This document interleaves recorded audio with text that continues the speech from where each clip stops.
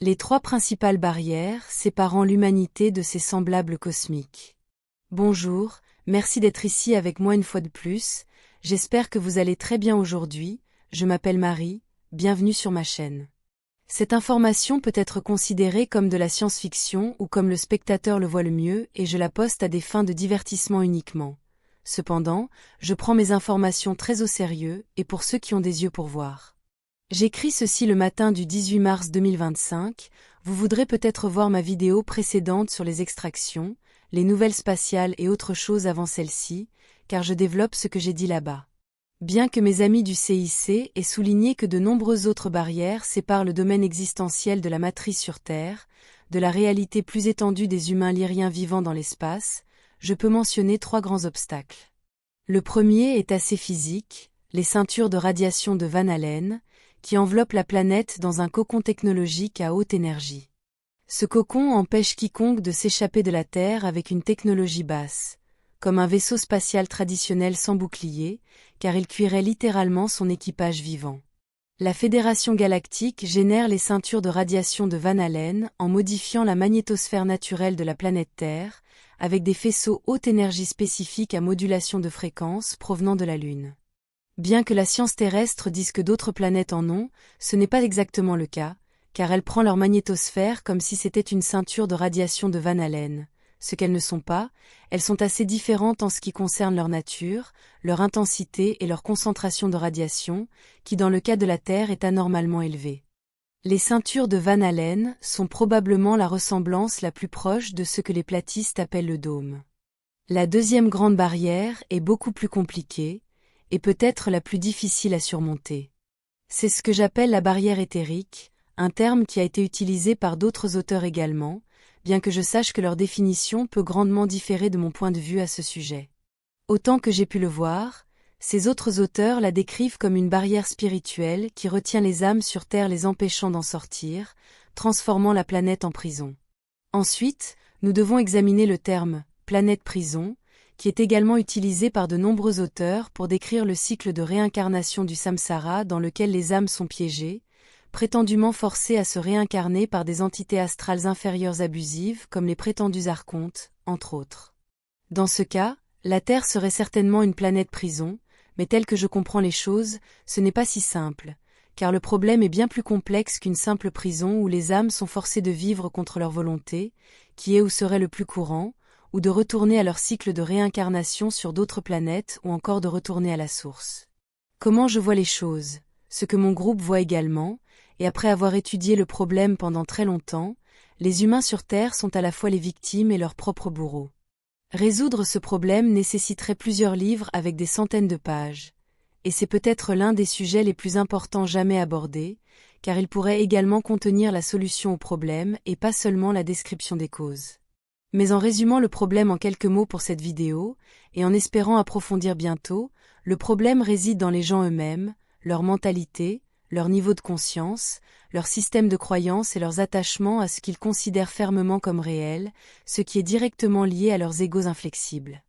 Car la plupart des humains ne peuvent pas changer leur point de vue lorsqu'ils sont exposés à de nouvelles et meilleures informations, parce qu'ils voient cela comme une attaque directe contre qui ils sont, contre leur identité, comme si adopter une nouvelle idée diminuerait leur valeur, les exposant comme étant dans l'erreur. Ils basent leur identité même sur ce qu'ils pensent être réel, et tout ce qui sort de cela est considéré comme une attaque directe contre leur personne, et non contre telle ou telle idée spécifique qu'ils tiennent pour acquise peut-être à tort. Comme on le sait bien, l'être humain moyen fera tout, et jusqu'à l'extrême, pour éviter de se confronter à lui-même, à ses ombres et à ses défauts.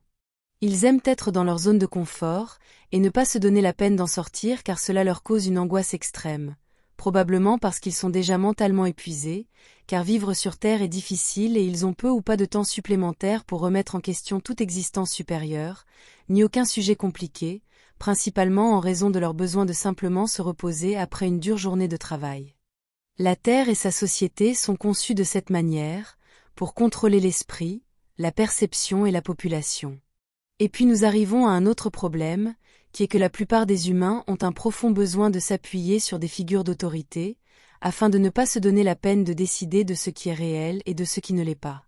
Ils aiment qu'on leur donne toutes choses et sujets déjà mâchés, sinon entièrement digérés, et c'est parce que, une fois de plus, ils n'ont pas le temps, ni la motivation de rechercher et d'apprendre des choses par eux-mêmes, car ils sont tout simplement trop occupés à survivre. La plupart des humains sont maintenus dans un état de développement mental enfantin, voulant et ayant besoin de leur figure paternelle et maternelle pour résoudre tous leurs problèmes pour eux.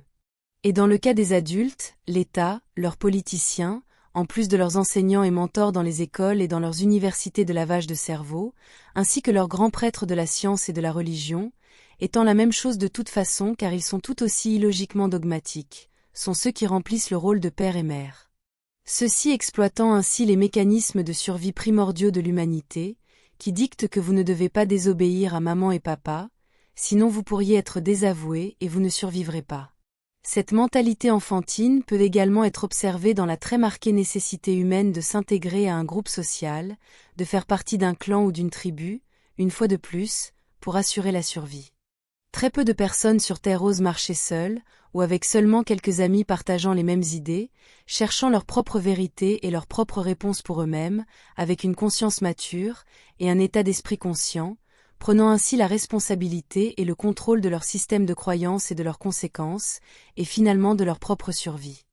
Bien sûr, ce problème ne peut pas seulement être attribué à la simple paresse ou négligence de la population humaine, car ils ont été programmés depuis un très jeune âge à obéir et répéter ce que les figures d'autorité leur imposent, sans poser de questions. Dans les écoles humaines, on enseigne que être méthodique et suivre des méthodes d'études établies est plus important que d'être intelligent.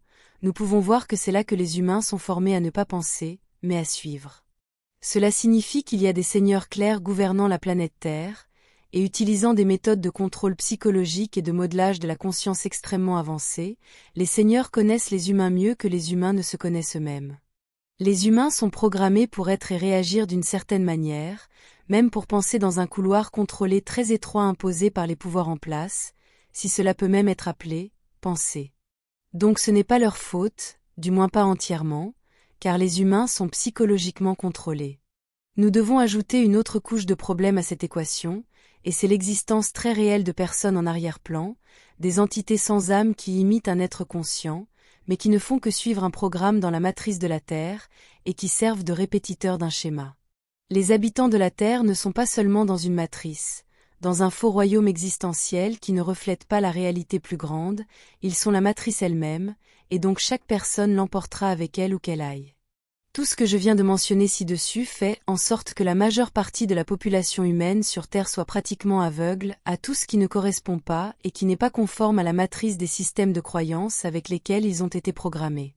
Ce n'est pas seulement que la population humaine nie tout ce qui ne correspond pas à la réalité que leurs figures d'autorité leur ont imposée, accusant tout ce qui est en question d'être faux, simplement parce que ce n'est pas scientifiquement ou socialement accepté, mais les gens dans cet état de conscience ne peuvent littéralement rien voir d'autre, et le peu qu'ils peuvent voir sera par défaut expliqué par la science agréée et les règles sociales.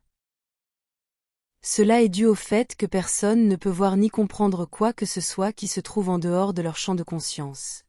Après tout, ils n'auraient tout simplement aucun cadre de comparaison, donc ils ne peuvent tout simplement pas comprendre ce qui est devant eux, même si c'est la chose la plus simple. Tout ce que j'ai expliqué ci-dessus est la nature de la deuxième barrière séparant l'humanité de la plus grande existence cosmique en dehors de la planète Terre. C'est là, et cela peut être simple à comprendre, mais la plupart des humains ne peuvent tout simplement pas le voir car c'est en dehors de leur champ de conscience.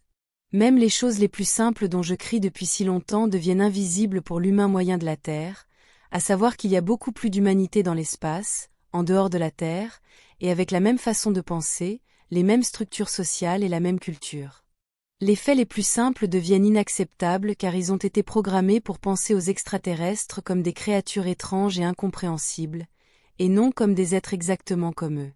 Bien sûr, il y a des créatures extrêmement différentes et étranges dans l'espace, mais pas seulement, car la gamme extraterrestre va de ces très étranges à des êtres plus humains exactement comme tels, avec tous ceux qui se trouvent entre les deux. C'est donc la barrière éthérée dont je parlais, elle est générée par les idées que les masses entretiennent sur Terre et leur perception limitée, ce qui crée un obstacle presque insurmontable pour unir l'humanité qui réside en dehors de la Terre et celle qui s'y trouve. Surmonter cet obstacle est pour moi l'une des meilleures solutions pour dissoudre la matrice de la Terre, et toute la souffrance qu'elle cause, c'est la principale barrière à surmonter, sinon la seule barrière. Elle est faite de pure conscience, et des idées chères qu'elle chérit, de manière irrationnelle et inflexible. Un tel obstacle est une création de l'égrégore, un reflet direct et une conséquence de l'inconscient collectif humain. C'est pourquoi il est si difficile pour les graines d'étoiles sur Terre de convaincre quiconque des choses les plus simples, car le commun des mortels ne peut pas comprendre ce que la graine d'étoile essaie de leur communiquer, préférant penser à des raisons et réponses établies et apparemment plus logiques, comme prétendre que la graine d'étoile est folle de croire aux extraterrestres, ou qu'il ou elle a rejoint une secte. Ils aiment utiliser le rasoir d'Occam, qui affirme que toute chose étant égale, la plus simple des explications tend à être la bonne. Je suis fortement en désaccord avec une telle affirmation, car elle ne tient pas compte de qui décide si les choses sont égales ou non, quelle est l'explication la plus simple, et dans quelles conditions. Il ne peut jamais y avoir de vérité ultime, car elle sera toujours relative à celui qui observe, et à son niveau de conscience. Par conséquent, l'explication la plus simple variera inévitablement en fonction des connaissances, du point de vue et du niveau mental de l'observateur. L'explication la plus simple pour quelqu'un avec un niveau de conscience moindre peut être un fait socialement et scientifiquement accepté, et l'explication la plus simple peut différer considérablement pour une autre personne avec un niveau de conscience beaucoup plus étendu, car il ou elle détient plus de données qui feront s'effondrer l'argument du premier. Par conséquent, ils ne seront pas d'accord. C'est pourquoi ce qui est suggéré pour les graines d'étoiles, c'est d'offrir doucement des informations, sans se dévoiler, et de continuer à en donner davantage. Seulement si le récepteur montre un intérêt sincère et si la graine d'étoile a également évalué si cette autre personne peut gérer plus d'informations. Le problème avec cela est que de nombreuses personnes matricielles ont tendance à suivre ce que dit la graine d'étoile, la faisant parler trop, et jugent ensuite la graine d'étoile lorsqu'elle parle à d'autres personnes. Tout ce que je peux dire à propos de ce problème des graines d'étoiles est de montrer l'exemple, et de ne pas dire grand-chose, car la simple présence des graines d'étoiles sur Terre est plus que suffisante pour provoquer un effet positif et souhaitable, même s'il ne fait rien d'autre que d'exister et de suivre ses intérêts en silence. La troisième barrière séparant les races humaines de l'étoile lyrienne des humains terrestres est technologique et légale, et elle vient de la Fédération galactique, qui est le propriétaire ultime de la planète Terre et son suzerain. Une telle barrière technologique est principalement établie pour Internet car il est devenu le moyen de communication le plus important entre les humains, et une telle barrière se présente sous la forme d'un filtre ou de filtres qui sont intégrés dans la structure même d'Internet.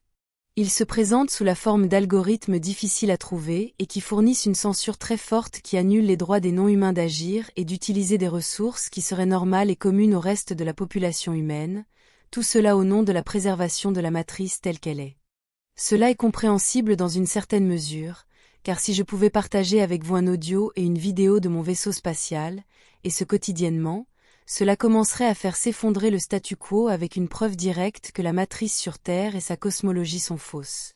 C'est pourquoi je ne peux pas fournir de preuves par moi-même, car elles ne vous seraient jamais autorisées, du moins pas le genre de preuves que le citoyen moyen attend. Ainsi, ce matériel est uniquement pour ceux d'entre vous qui peuvent relier les points et décider par eux-mêmes en quoi croire, ce qui vous sert et ce qui ne vous sert pas. La Fédération galactique impose cette barrière de communication, faite de nombreuses restrictions toutes dérivées de l'obéissance et de l'application de la fameuse directive première qu'ils chérissent tant, mais qu'ils enfreignent tout le temps quand cela leur convient, eux et à leurs agendas douteux. Je fais référence à une partie spécifique de la directive première ici, celle qui stipule que vous ne devez jamais utiliser ou fournir une technologie supérieure à celle existant sur une civilisation moins avancée, dans ce cas, la Terre. Pourtant, il n'autorise personne, par exemple moi, à communiquer librement avec vous-même en utilisant uniquement la technologie humaine, me limitant uniquement à l'écrit et rien de plus, en affirmant que la communication écrite est déjà assez mauvaise. Pourtant, nous savons que de nombreux représentants de la Fédération parlent directement avec leurs homologues des sociétés secrètes et des politiciens sur Terre, donc cette règle est inégale, injuste et conditionnée. Ils ne veulent pas que quiconque venant d'une autre planète parle aux humains, ouvre l'esprit à d'autres possibilités, de peur qu'ils ne se réveillent et commencent à voir qu'ils disaient en fin de compte la vérité. Après tant de discussions en ligne et en personne, je suis maintenant seul, et cela attriste mon cœur. Ce sera tout pour aujourd'hui. Comme toujours, merci de regarder ma vidéo et de liker, partager et vous abonner pour en voir plus. Cela aide beaucoup cette chaîne à grandir, et j'espère vous revoir ici la prochaine fois. Avec beaucoup d'amour et d'appréciation, votre amie, Marie.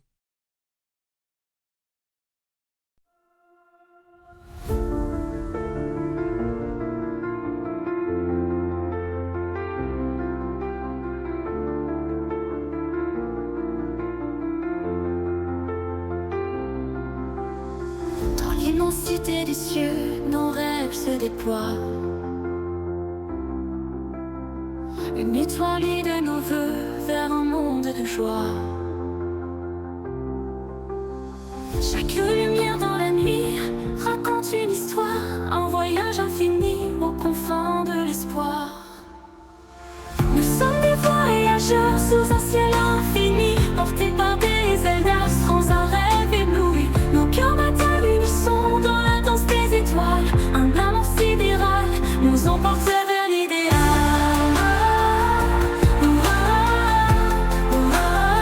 Nous emporte vers l'idéal.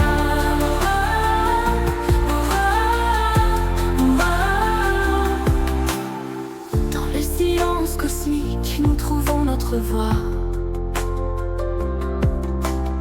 Chaque note symphonique résonne avec émoi. Un souffle de l'univers emplit nos âmes de lumière. Avec toi je veux parcourir un amour sidéral et fier.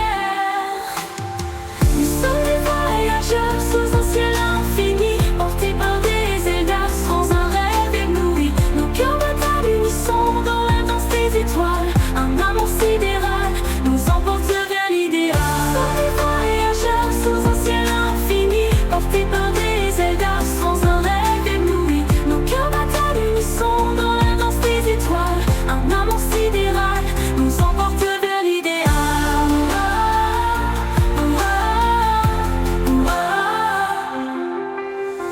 Au-delà des galaxies, nos rêves se réalisent. Main dans la main ensemble, vers l'éternité, nous allons.